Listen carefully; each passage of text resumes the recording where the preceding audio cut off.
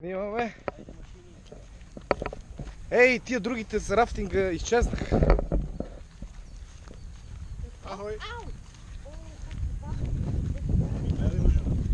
Минаваме, това са явно са оризови такива, това е оризова плантация. Човек, нали искаш да видиш оризови плантации? Искахте, ето ги тия с рафтинга отсреща. Там в далечината. Два отбора. Ние сме другия, те са оранжеви отбор, ние сме синия отбор. Ще ги победим. Оранжев и отзад за тех пак са син. Много са. Може и ние. Изкарай Гано. Говедата.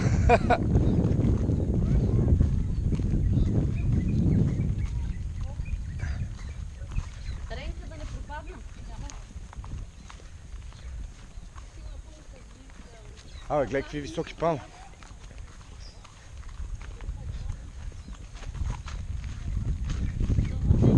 Замерица на крави.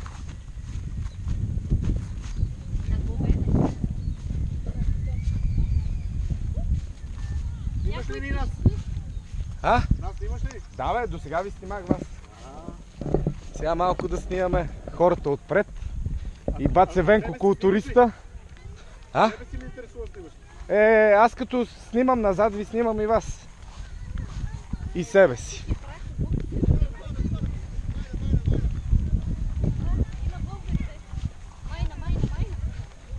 Бе, тия баш китайци... Надали са българи.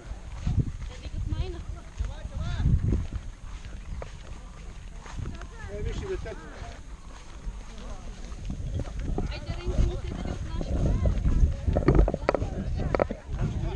Тия китайците ще ни бият, брат. Тия са много, брат. Тия са много и са. И ние може да ги почнем с веслата от тук.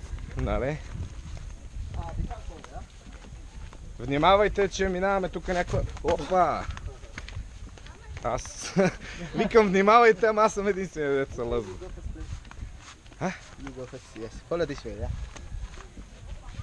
Бяхте сложили малко. Мали, тук се лъзга, брат.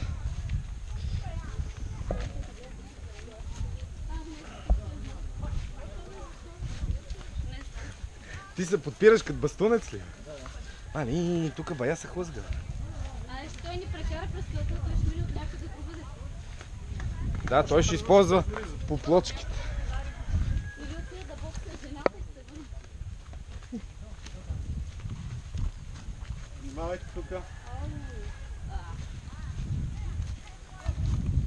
Извървени и някакъв кабел бе. Гледай простаците, гледай къде си е фърлил кутията с цигари. Може би има българи напред. Да. Пише пушенето ви ради сериозно за вас и те около вас.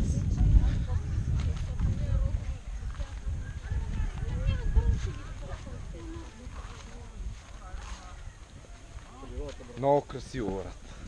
Аз не мога да видя нищо такава. Защото гледаш към калта.